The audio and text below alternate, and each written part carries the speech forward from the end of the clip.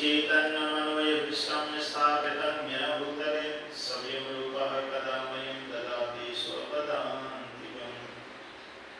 वन्देऽहं श्रीगुरुः श्रीपदकमलं श्रीगुरून् वैष्णववांश्च श्रीरूपं साग्रजातं सहगण रघुनाथान्वितं तं सजीवम् साद्वैतं सावधूतं परिजनसहितं कृष्णचैतन्यदेवं श्रीराधा कृष्णपादनं सहगण ललिता श्रीविशाखान्वितांश्च। हे कृष्ण करुणा सिंधु दीनबंधु जगत्पति गोपेश गोपिका कांत राधा कांत नमस्तुते। तप्त कंचनं गौरांगी राधे वृंदावनेश्वरी वृषभानुसुता देवी प्रणमामि हरिप्रियम्। वाञ्छाकल्पतरुभ्यश्च कृपा सिन्धुभ्य एव च पतितानं पावनेभ्यो वैष्णवेभ्यो नमो नमः। नारायण नमस्कृत्य नरं चैव नरोत्तमं देवी सरस्वती व्यासं ततो जयमुदीरयेत्। नष्टप्रायेषु भद्रेषु नित्यं भागवत सेव्या भगवती उत्तम श्लोके भक्तिर्भवति नैष्ठिकी। जय श्री कृष्ण चैतन्य प्रभु नित्यानंद श्री अद्वैत गदाधर श्रीवासदि गौर भक्तवृंद। हरे कृष्ण कृष्ण कृष्ण हरे हरे हरे राम राम राम हरे हरे। हरे कृष्ण। श्रीमद्भागवत महापुराण की जय। श्रीमद्भागवत महापुराण तीसरा स्कंद अध्याय 33वां और श्लोक नंबर 21 से जो है वो आज हम आरंभ करेंगे।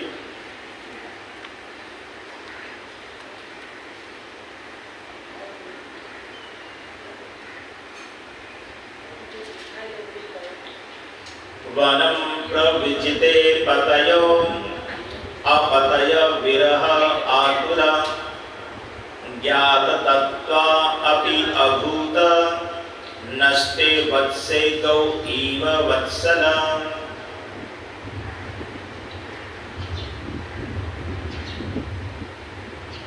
देवहूति की पति ने पहले ही गृह त्याग करके संन्यास आश्रम ग्रहण कर लिया था और तब उनके एकमात्र पुत्र कपिल ने घर छोड़ दिया। तो देवहूति माता जो मनु महाराज की पुत्री है, जिनका विवाह ब्रह्मा जी के पुत्र कर्दम ऋषि के साथ हुआ, तो कर्दम ऋषि के साथ उनका विवाह होने के बाद उनके यहाँ 9 कन्या हुई और एक पुत्र हुआ जो साक्षात भगवान का ही अवतार कपिल मुनि थे। तो पुत्र उत्पन्न होने पर पति उनको छोड़कर चला गया।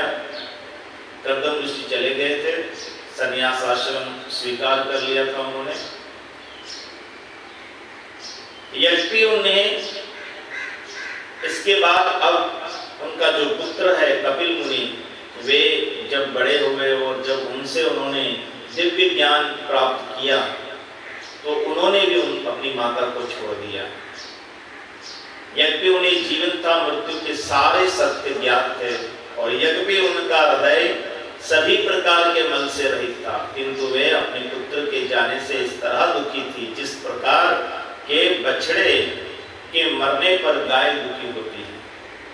जिस प्रकार एक गाय जो है अपने बछड़े के मर जाने पर दुखी होती है, हम देखते हैं कि अक्सर बच्चा जो गाय का मर जाता है तो गाय उसके पास उसके शरीर को चाटती है, फिर उससे बड़ी बड़ी जो है वो विरह की जो है उसकी अवस्था होती है। वैसे ही माता देवहूति की अवस्था हो गई, जबकि वो सब जानती थी। अभी उन्होंने जो है वो सारा दिव्य ज्ञान प्राप्त किया था अपने पुत्र से, पर फिर भी अपने पुत्र के जाने पर, देखिए पुत्र तो का मोह अपनी जगह पर भगवान जैसा पुत्र हो तो फिर जो है वो कोई भी हो, जब एक साधारण माँ अपने जो है वो संतान का जुदाई जो है बर्दाश्त नहीं कर सकती, तो जिनका पुत्र भगवान जैसा हो तो फिर वे किस प्रकार से उनका जो है वो विरह जुदाई जो है वो बर्दाश्त कर सकेगी। तो बहुत दुखी हुई माता।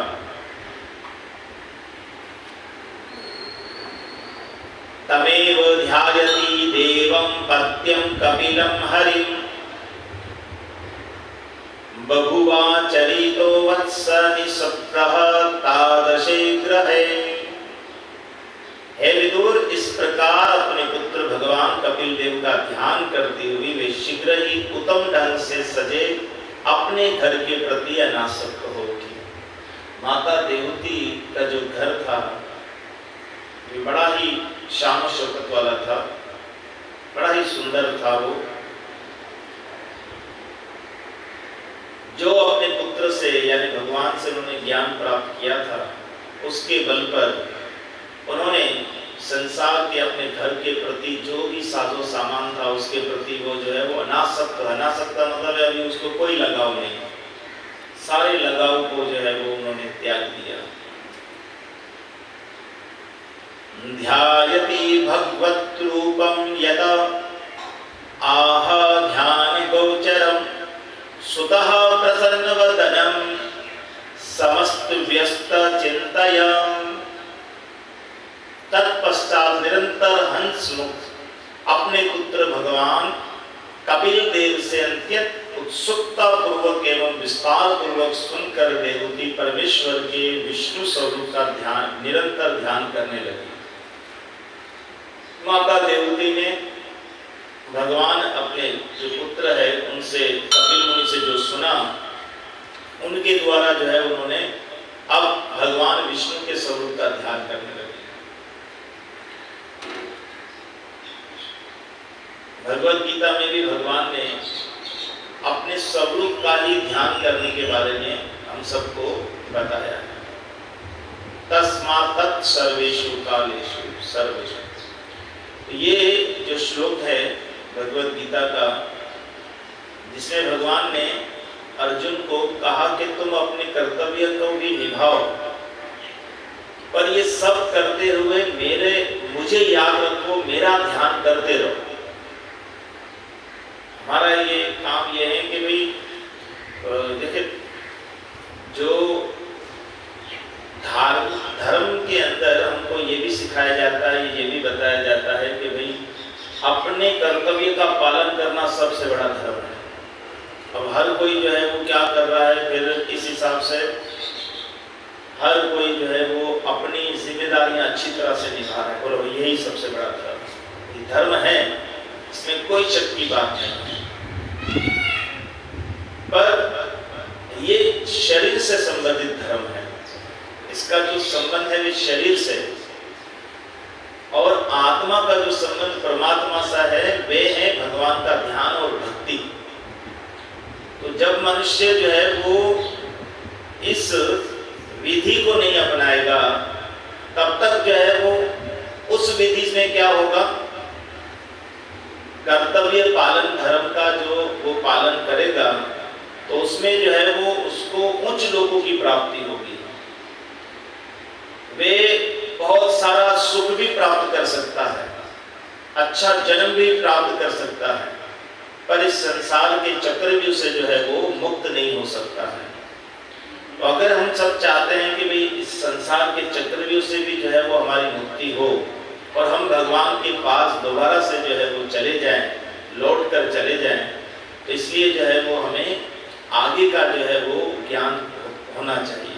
और वो क्या है, वो यही है कि जो है वो हमें अपने सारे कर्तव्यों का पालन करते हुए भगवान को नहीं भूलना है और भगवान का ध्यान सदा सर्वदा करते रहना है।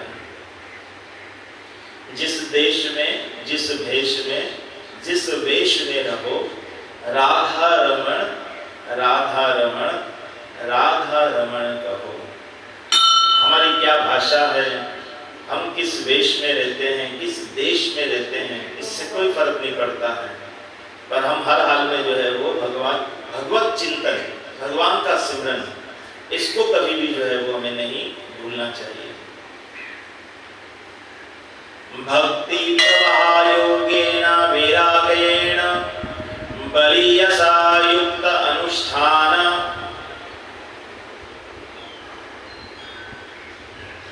जातेन ज्ञानेन ब्रह्म हेतुना विशुद्धेन तदा आत्मानं आत्मना विश्वता मुखं सव अनुभूतया तिरभूत माया गुणा विशेषणम्। उन्होंने भक्ति में गंभीरता पूर्वक संलग्न रहकर ऐसा किया। चूंकि उनका वैराग्य प्रबल था, अतः उन्होंने मात्र शरीर की आवश्यकताओं को ग्रहण किया। पूर्ण रूप से उन्होंने अपने आप को भक्ति में लगा दिया और जीने के लिए जितना जरूरत थी उतना ही, जैसे खाना पीना है, सोना है, लोगों से बातें करना है, लेना देना है, ये सब जरूरत के मुताबिक। हमारा क्या है, हमारा जो लाइफ स्टाइल है उसमें जरूरी बातें जो है उसके अलावा जो है वो गैर जरूरी सब कुछ बहुत हो रहा है। आज लोग खाने के मामले में ऐसे हो गए हैं कि खाना ही जीवन है, और सोने के मामले में भी समझो सोना ही जीवन है, यही जिंदगी का लक्ष्य है। इस प्रकार से सो रहे हैं, इस तरह से जो है वो खा रहे हैं, और इस प्रकार से दूसरे इतने कामों में इस तरह से बिजी हो चुके हैं, हरे कृष्णा, और अपने आप को उन्होंने इतना उलझा दिया है कि वो ये नहीं जान पाते हैं कि भाई जो है वो आखिर भगवान ने हमें मनुष्य शरीर क्यों दिया है। वे ब्रह्म साक्षात्कार के कारण ज्ञान में व्यवस्थित हुई, उनका हृदय शुद्ध हो गया, वे भगवान के ध्यान में पूर्णतः निगमन हो गई।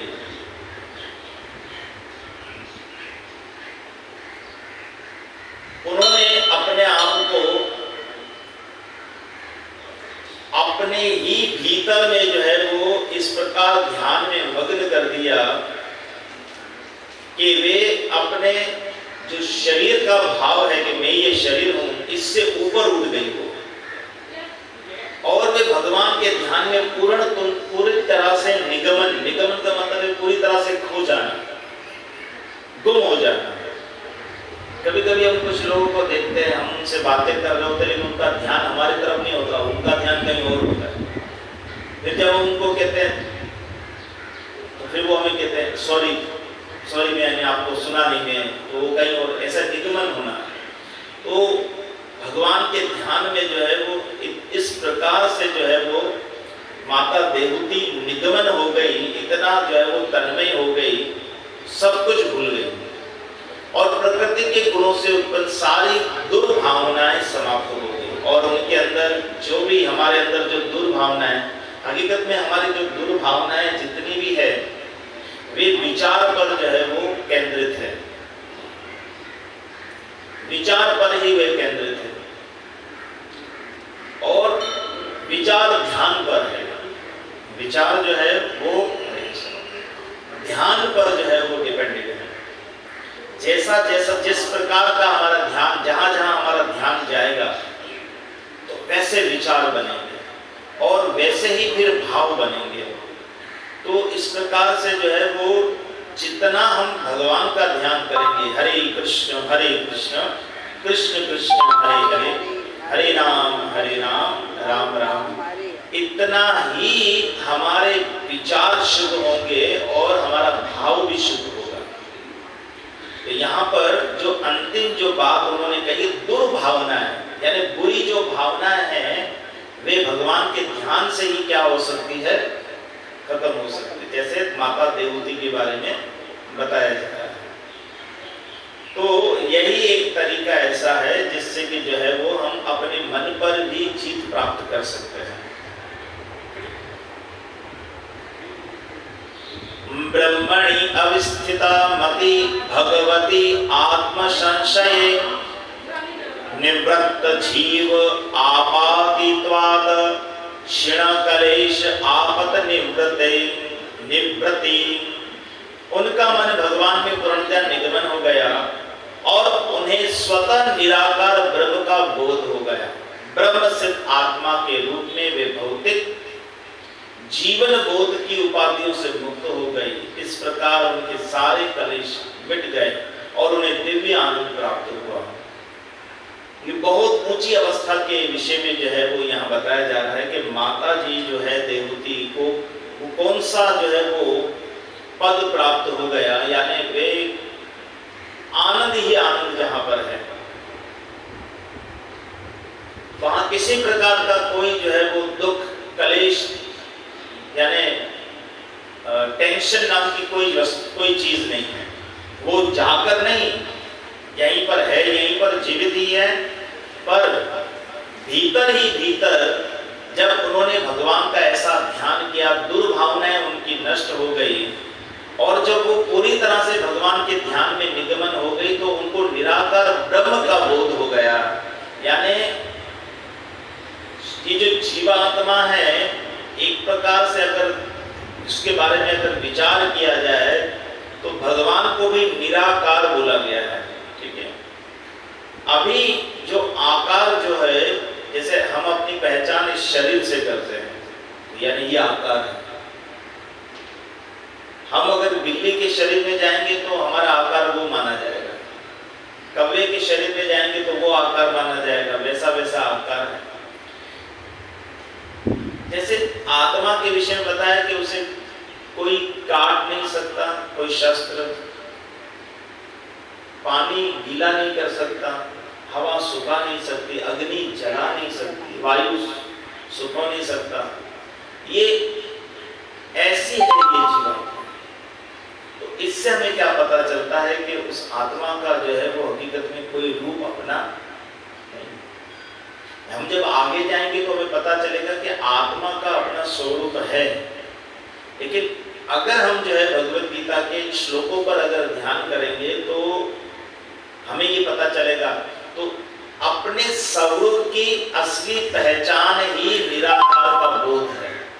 जब वो पूर्ण अपने स्वरूप में स्थित हो गई, अपने स्वरूप को उन्होंने जान लिया, पहचान लिया, तो कहते हैं ब्रह्म सिद्ध आत्मा के रूप में वे भौतिक जीवन बोध की उपाधियों से मुक्त हो गई। मैं ये हूँ, मैं ये हूँ, मेरा नाम ये है, मेरा ये देश है, ये सब जगहों से क्या हो गया उनका।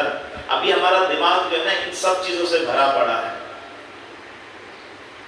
मैंने आपको उस दिन भी एक बात कही थी कि हमारी नॉलेज में जो चीजें हमारी है ना, उसी का हमें मोह है। लेकिन जिन चीजों का हमें पता भी नहीं है ना, जैसे मैंने आपको बताया था कि आजकल लोगों को जो है वो एक वीडियो बनाकर लोगों को जो है बताया जा रहा है कि हम कितने बीमार हैं दिमागी तौर पर।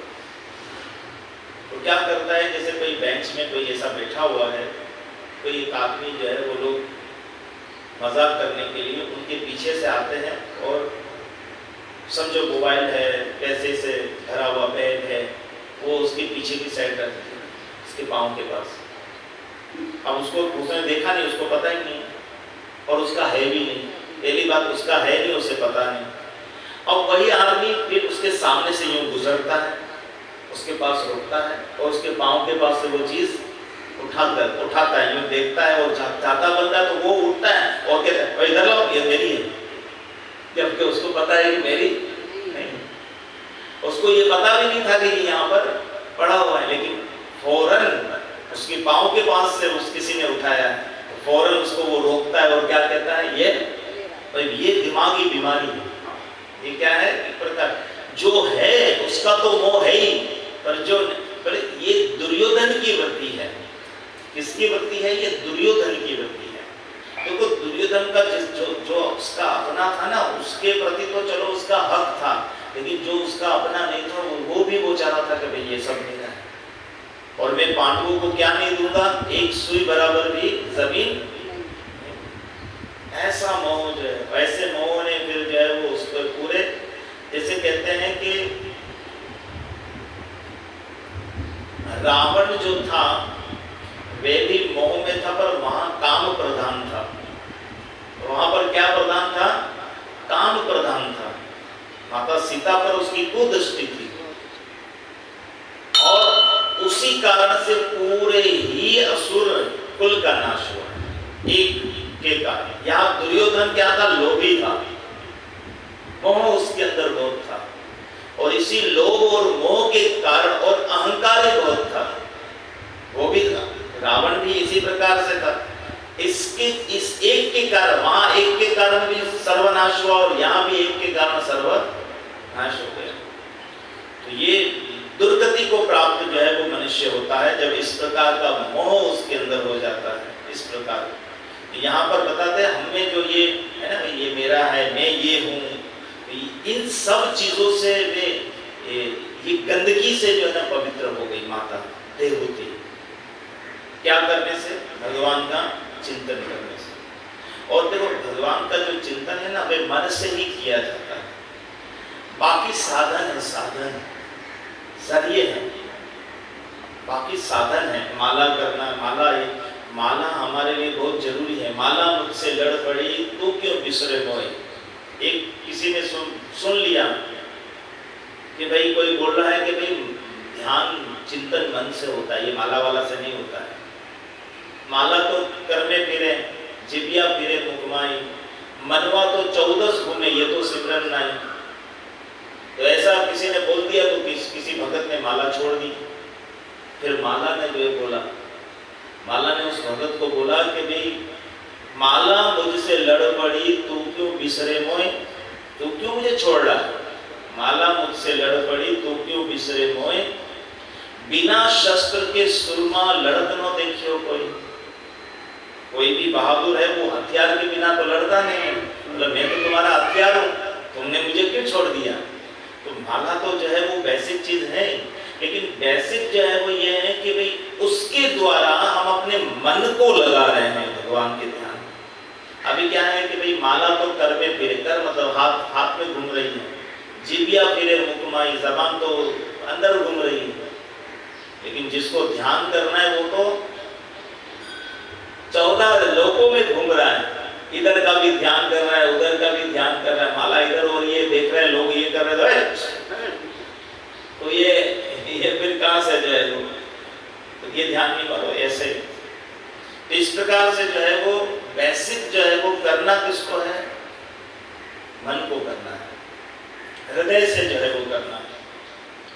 तो इस प्रकार उनके सारे कलेश मिट गए और उन्हें दिव्य आनंद प्राप्त हो गया। सारे ही कलेश, सारी मुसीबतें, सारे जो है वो प्रॉब्लम टल गए और वे दिव्य आनंद को उन्होंने प्राप्त कर लिया।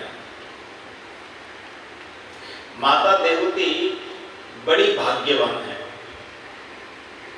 माता देवहूति इसलिए बड़ी भाग्यवान है कि एक तो सबसे उनका 3 लोगों से रिश्ता है। पहला रिश्ता अपने पिता के साथ हुआ। पिता भी कैसा है? इस पूरी दुनिया का सबसे पहला मनुष्य, मनु महाराज। पहला बाप जो भगवान का परम भक्त है, ब्रह्मा जी का पुत्र है। दूसरा उसका पति कैसा है? उसी ब्रह्मा जी का पुत्र है और वो बड़े तपस्वी हैं, बड़े ही जो है वो ध्यानी है और ऐसे महापुरुष है जिनको भगवान, जिनकी तपस्या से खुश होकर भगवान विष्णु ने उनको दर्शन दिया। ऐसे ब्रह्म ऋषि, ऐसे महापुरुष जो है वो कर्दम ऋषि की पत्नी बनी। पहला पिता जो पूरी दुनिया का मालिक है, इस समझो ब्रह्मांड के अंदर पहला मनुष्य है, उसकी ये लड़की है। दूसरा एक बहुत बड़े तपस्वी जिनको भगवान के दर्शन हुए हैं, ऐसे पुरुष की वो पत्नी है। तीसरा साक्षात भगवान उनके पुत्र बनकर आए, कपिल मुनि। कितनी बड़ी जो है वो ये भाग्यवान स्त्री है जिनको इसे 3 महापुरुषों का संग प्राप्त हुआ। पिता के घर पर है तब भी संस्कार मिले, अच्छा जो है भक्ति का माहौल मिला, सब कुछ मिला। पति के घर गई, वहां भी पति क्या कर रहा है? भगवान का ही ध्यान कर रहा है, भगवान का ही भजन कर रहा है, उसको वही सब कुछ प्राप्त हुआ। पति छोड़कर चला गया, 9 कन्या हुई, फिर 10वां लड़का हुआ। कौन है वो? साक्षात पुत्र भगवान है वो, कपिल मुनि। और फिर अपने बेटे के पास बैठ करके उन्होंने दिव्य ज्ञान प्राप्त किया, सारे प्रश्न किए अपने पुत्र से और भगवान ने उनको सारा ज्ञान बताया। अब उनका आखिरी समय है ये। अब पहले बाप ने छोड़ा पति के पास, पति ने छोड़ा पुत्र के पास, अब पुत्र भी छोड़कर चला गया। कपिल मुनि भी, भगवान भी चले गए उनकी माता को छोड़कर। अब वो अकेली है। तो जैसे पुत्र ने भगवान के ज्ञान बताया था, भगवान का ध्यान करने का बताया था, वैसा वो ध्यान कर रही है। वो ध्यान में इतनी जो है वो तन्मय हो गई कि उसके जितने भी जो है वो बुरी भावनाएं थी वे सब नष्ट हो गई और उनको दिव्य आनंद जो है इस प्रकार प्राप्त हुआ। यहाँ कहते हैं नित्य समाधि में स्थित होने तथा प्रकृति के गुणों से उत्पन्न ब्रह्म से मुक्त होने के कारण उन्हें अपना शरीर वैसे ही भूल गया जिस तरह मनुष्य को स्वप्न में अपने विविध शरीर भूल जाते हैं।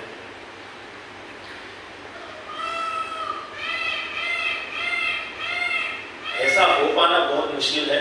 जो यहाँ बताया है कि समाधि का मतलब है पूरी तरह से ध्यान में लगे रहना, समाधि उसको कहते हैं। हमारे यहाँ पर समाज में समाधि उसको बोलते हैं कि कोई आदमी ये कह रहा है कि मैं फला दिन मर रहा हूँ, समाधि ले रहा हूँ, और फिर उसको समाधि बना दी जाती है ऐसी, है ना।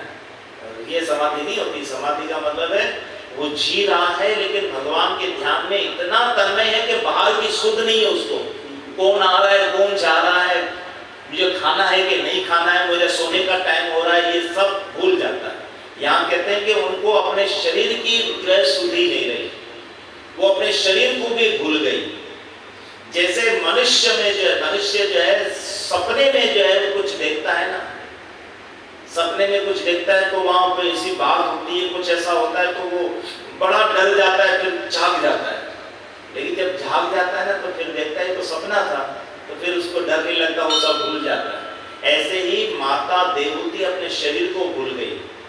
जब शरीर को भूल गई, उनके शरीर की देखभाल उसके पति कर्दम द्वारा उत्पन्न अपस्राव द्वारा की जा रही थी, और चूंकि उस समय उसे किसी प्रकार की मानसिक चिंता न थी, अतः उसका शरीर दुर्बल नहीं हुआ, वे धुएं से घिरी हुई अग्नि के समान प्रतीत हो रही थी। चूंकि कर्दम ऋषि ने ये माता का जो है वो जीवन कैसा है, वो राजमहल में पली, एक राजकुमारी थी। पिता ने महल में से ला करके जंगल में छोड़ दिया पति के पास। इस पति के पास कोई सहूलतें नहीं थी, लेकिन उन्होंने बड़े भाव के साथ जो है अपने पति की सेवा की। जैसे एक पतिव्रता नारी करती, कोई ऑब्जेक्शन नहीं, मुझे खाना अच्छा नहीं मिल रहा है, वहां 56 भोग खा रही थी, और यहाँ पर जंगल में कंदमूल खा रही थी, वहां पर अच्छे कपड़े पहन रही थी। अब यहाँ पर अच्छे कपड़े भी पहनने को नहीं मिल रहे हैं, वहां वो बड़े पलंग पे सो रही थी, यहाँ पर कोई पलंग वलंग नहीं है, लेकिन पतिव्रता नारी की तरह सेवा। जैसे ही कुछ समय सेवा में गया तो कर्दम ऋषि जो थे वे विवाह करने के बाद फौरन जो है वो संसारिक जीवन नहीं बिताया उन्होंने, वे तो भगवान के ध्यान में लग गए।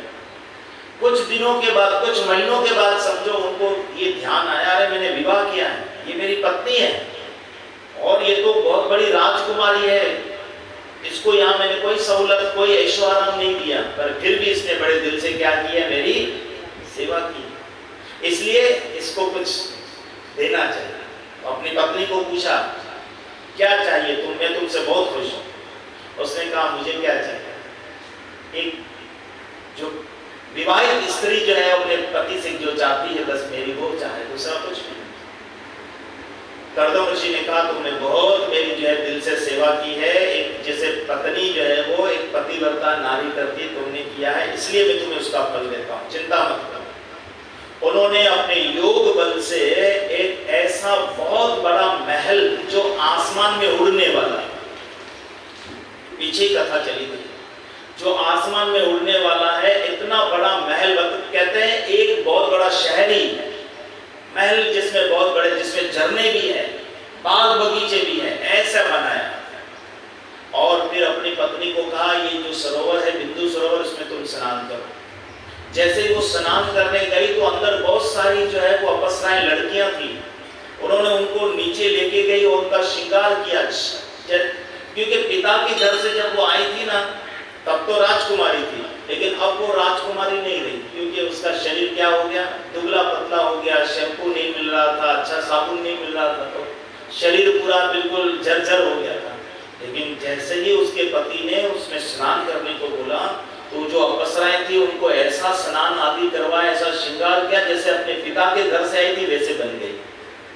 फिर उसके जो है पति ने उसको अपने साथ लेकर के उस उड़ने वाले उड़न खटोले पर जो है वो सवार किया और पूरी दुनिया के चक्कर लगवाया। और जो पति पत्नी का संबंध होता है जैसे वैसे उन्होंने कई साल उनमें बिताए और इस तरह से नौकरियां हुई उनको। तो यहाँ पर यही बात जो है वो बताई जा रही है कि उस वक्त जो कपिल कर्दम ऋषि ने अप्सराएं जो उत्पन्न की थी अपने योग बल से, वो आज भी इनकी सेवा कर रही थी। देवहूति की क्या कर रही थी, वो सेवा कर रही थी। इसलिए इनको तो अपने शरीर की कोई शुद्धि नहीं थी, खाने पीने की, सोने वोने की, लेकिन वो एक नौकरानी जैसा होती ना, उनका काम क्या है, दासी का काम क्या है, अपनी जो स्वामिनी है, मालिक है, उनकी अच्छी तरह से सेवा। तो वो सेवाएं कर रही थी अच्छी प्रकार से। भगवान के विचार में सदैव तल्लीन रहने के कारण इसकी शुद्धि भी न रही कि उसके बाल बिखर गए हैं और उसके वस्त्र अस्त व्यस्त हो गए हैं। उनको किसी प्रकार का कोई जो है वो शुद्ध नहीं थी। हे विदुर, कपिल द्वारा बताए गए नियमों का पालन करते हुए देवहूति शीघ्र ही भवबंधन से मुक्त हो गई और बिना कठिनाई के परम आत्मा स्वरूप भगवान को प्राप्त हो गई। जैसे कपिल मुनि ने उनको शिक्षा दी थी, उस शिक्षा के अनुसार वे भगवान का वैसा ही ध्यान करने लगे, उन नियमों का पालन करने लगे और आखिरकार वो जो है वो भगवान को प्राप्त हो गई। हे विदुर, जिस स्थान पर देवहूति ने सिद्धि प्राप्त की वे स्थान अत्यंत पवित्र माना जाता है। ये तीनों लोकों में सिद्ध पद के नाम से विख्यात है। जहां पर उन्होंने मोक्ष प्राप्त किया, सिद्धि प्राप्त की, उस जगह का नाम सिद्धि पद है। क्या है?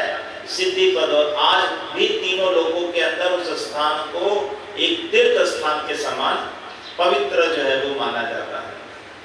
हे विदुर, उनके शरीर के तत्व पिघलकर जल बन गए और अब समस्त नदियों में सबसे पवित्र नदी के रूप में बह रहे हैं। जो भी इस नदी में स्नान करता है उससे सिद्धि प्राप्त हो गया था। सिद्धि के इच्छुक लोग उसमें स्नान करते हैं। देखो, वो जो उनका शरीर है वो पिघलकर पानी बन गया और नदी के रूप में बहने लगा। वो इतनी पवित्र नदी बन गई और जो लोग सिद्धि चाहते हैं वो वहां जाते हैं और उस नदी में स्नान करते हैं। उनका शरीर क्या बन गया? पानी बन करके बह गया, वे नदी बन गई। और इस प्रकार से बताते हैं कि जो है वो जो भी उसमें स्नान करता है उसको सिद्धि प्राप्त होती है। हे विदुर, महामुनि भगवान कपिल अपनी माता की आज्ञा से अपने पिता का आश्रम छोड़कर उत्तर पूर्व दिशा की ओर चले गए। अब भगवान कपिल जो है वो अपनी माता से आज्ञा लेकर चले गए, उत्तर की तरफ चले गए। जब वे उत्तर दिशा की ओर जा रहे थे तो चारणों, गंधर्वों, मुनियों तथा अप्सराओं ने उनकी स्तुति की और सब प्रकार से उनका सम्मान किया। समुद्र ने उनका पूजन किया और रहने के लिए स्थान दिया। कपिल मुनि इस समय में गए और समुद्र के किनारे पर गए, समुद्र ने उनको जगह दी। और वो तो ये कथा फिर बाद में तैत्रा युग में, उस तैत्रा युग में आती है जहां पर भगवान राम के पूर्वज थे, है ना, जो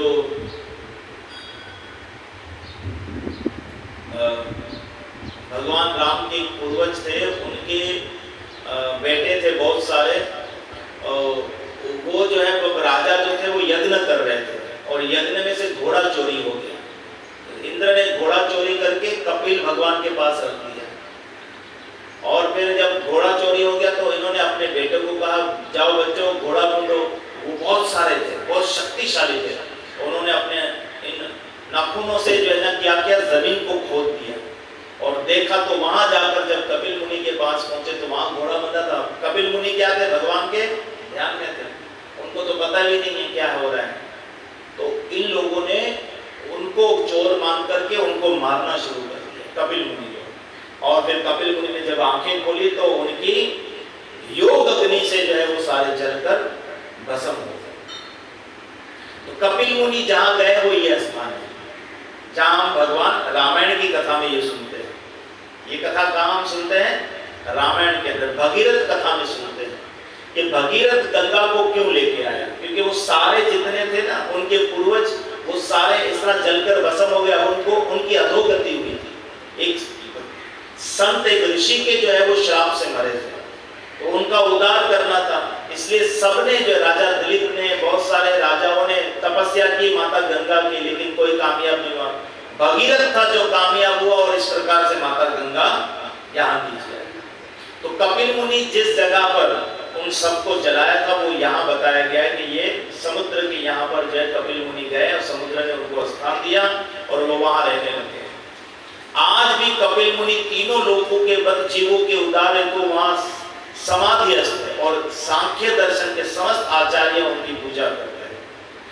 हे पुत्र, तुम्हारे पूछे जाने पर मैंने तुम्हें बताया, हे पाप रहित कपिल देव, हे पाप रहित कपिल देव तथा उनकी माता के वृत्तांत तथा उनके कार्यकलाप समस्त वार्ताओं में शुद्धतम है। कपिल देव तथा उनकी माता के व्यवहारों का विवरण अत्यंत गोपनीय है और जो भी इस वृत्तांत को सुनता या पढ़ता है, ये जो हमने तीसरे स्कंद में माता देवती और भगवान कपिल के बीच हुई बातों को सुना, उनके बारे में बताया जा रहा है। सुखदेव गोस्वामी कहते हैं कि मैत्र ऋषि कहते हैं विदुर जी को कि हे विदुर, जो भी इन दोनों में हुई बातों को सुनता है या पढ़ता है वे गरुड़ ध्वज भगवान का भक्त बन जाता है। भगवान जैसे हम देखते हैं यहाँ गरुड़ जी भी है नीचे, गरुड़ जो है वो नीचे है, भगवान ऊपर है, तो गरुड़ पर जो बैठने वाले भगवान हैं उनके भक्त बन जाते हैं और बाद में उनकी दिव्य प्रेमा भक्ति में प्रवृत्त होने के लिए भगवत धाम में प्रवेश करता है। भक्त बनने के बाद फिर भक्ति में लग जाते हैं और भक्ति करने के बाद वे भगवान के धाम चले जाते हैं। हरे कृष्ण कृष्ण कृष्ण हरे हरे, हरे राम राम राम हरे हरे। इस प्रकार श्रीमद् भागवत महापुराण के तीसरे स्कंद आज पूरा हो गया। आज तीसरा स्कंद पूरा संपूर्ण हुआ है। कल जो कथा होगी वे चौथे स्कंद से शुरू होगी। चौथा स्कंद कल से शुभ आरंभ होगा। हरे कृष्ण हरे राम। आइए सब मिलकर भगवान के नाम का कीर्तन करते हैं।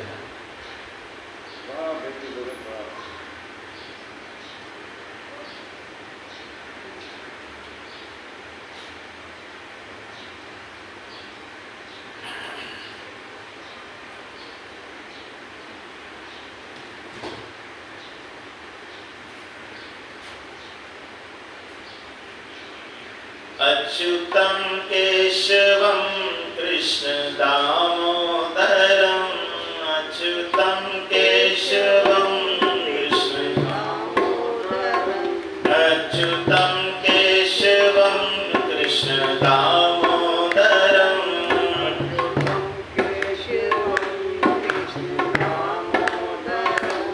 राम नारायणं जानकी वल्लभं, राम नारायणं जानकी वल्लभं, राम नारायणं जानकी वल्लभं, राम नारायणं जानकी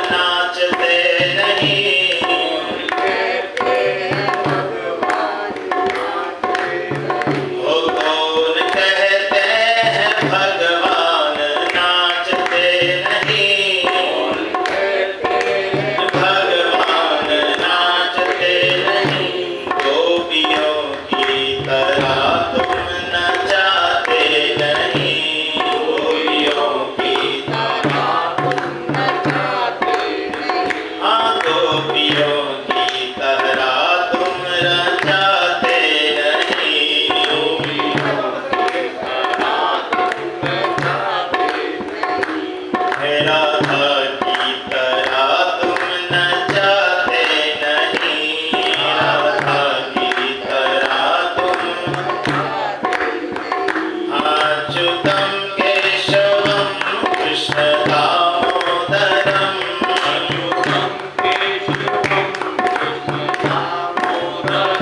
राम नारायणं जानकी वल्लभं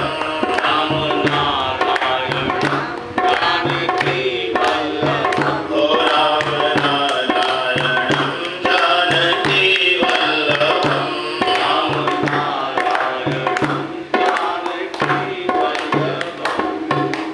श्री श्री राधा कुंज बिहारी भगवान की जय। श्री स्वामी नारायण की जय। ग्रंथराज श्रीमद् भागवत महापुराण की जय। श्री वेदम व्यास ऋषि की जय। श्री सुखदेव जी गोस्वामी महाराज की जय। पतित पावन गौरनिताय की जय। श्री सद्गुरुदेव महाराज की जय। अनंत कोटि वैष्णव वृंद की जय। सनातन धर्म की जय।